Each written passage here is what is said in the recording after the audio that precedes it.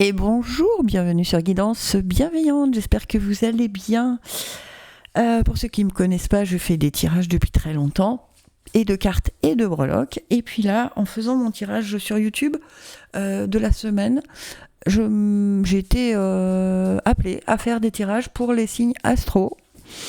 Alors, mais que avec les breloques. Donc écoutez, je ne sais pas ce que ça va donner, on verra bien. Et comme j'ai déjà sorti des Gémeaux et les Scorpions, une de mes abonnées m'a demandé pour les cancers. Donc, cancer, c'est pour vous. C'est parti.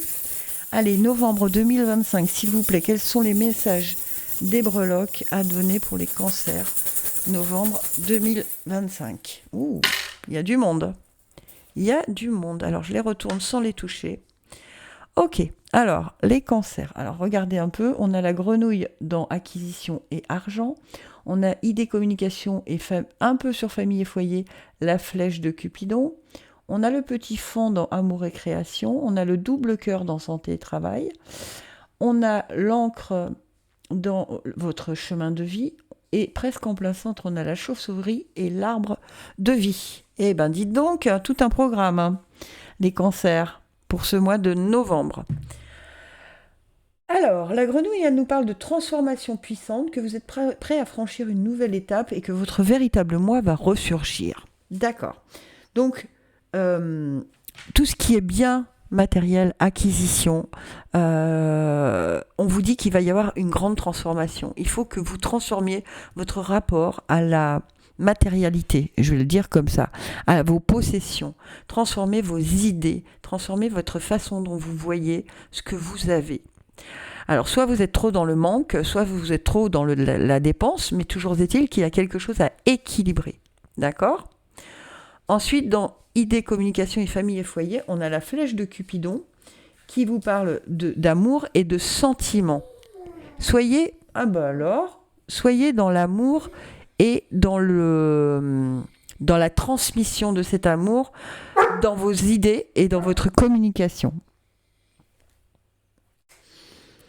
Ok ? Ensuite, amour et création. Donc ça, c'est dans tous les domaines où vous allez créer peut-être une auto-entreprise, peut-être créer quelque chose de nouveau, en tout cas. Je sais pas, vous mettre au tricot, à la couture, j'en sais rien. Vous avez le petit fond qui parle de la fragilité de l'enfant qui dépend de ses parents, du début, du commencement. Donc il y a quelque chose qui commence, un début, et il y a une fragilité. C'est un peu comme si vous balbutiez dans cet amour et création. C'est la maison 5, dans ce que vous aimez. D'accord ? Donc il y a un peu d'hésitation, ok ? De fragilité. Essayez de vous dire que c'est normal, on n'avance pas après pas, et donc on ne se focalise pas sur les petits... voilà, si on trébuche, eh ben on trébuche, mais on ne tombe pas, vous voyez ? On ne lâche pas, ok ?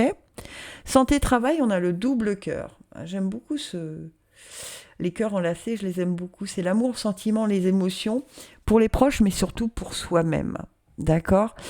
Peut-être que certains cancers se juge un peu trop sévèrement, d'accord ? On vous demande d'y mettre de la douceur, d'y mettre de la compassion, d'être à l'écoute de vous, de votre corps, de vos idées, de vos sensations, de vos émotions, d'accord ? Il y a un petit peu trop de jugement, je vais vous le dire comme ça, ok ? Ensuite, dans votre voyage et philosophie de vie, on vous demande de vous ancrer. C'est un peu les cancers comme si régulièrement il fallait quand même pour ce mois de novembre vous remettre les pieds sur terre. Hein, ne pas laisser votre mental vous embarquer dans des choses qui ne sont pas justes et bonnes pour vous. Donc réancrez-vous, allez rechercher dans vos racines, allez vous balader dans la nature, régulièrement parce que c'est un peu comme moi on me montre un va-et-vient, ouais ok je suis ancrée, ok mais oui mon mental me balade et tout ça, et puis le lendemain hop je me laisse balader par le mental et hop il faut que je revienne toujours. Voilà, ce mois de novembre ça va vous demander beaucoup d'efforts pour rester ancré, d'accord ?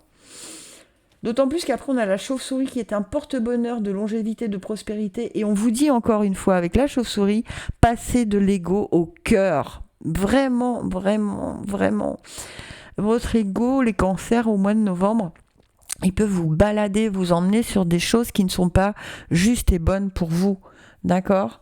Donc vraiment, ancrez-vous. On a vraiment 3 signes d'ancrage parce que l'arbre de vie, c'est pareil, c'est la stabilité, la force, la croissance, nos racines, l'enracinement.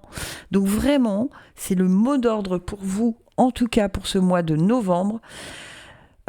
S'il y a un mot à écrire sur votre frigidaire au-dessus de votre lit, j'en sais rien, dans votre portefeuille, c'est je reste dans l'enracinement, je ne me laisse pas balader par mon mental, je dois être factuel, je ne dois pas laisser mon mental m'embarquer sur des choses qui n'existent pas. Hein. Qu'il y ait de la fragilité, c'est normal. Ok, je l'accueille, je l'accepte. On est ok avec ça. Surtout si on commence quelque chose de nouveau. D'accord ? On est ok avec ça. On nous dit bien d'avoir de l'affection pour les proches, mais surtout pour soi-même. Donc on s'entoure de bienveillance, on s'entoure de gentillesse, on s'entoure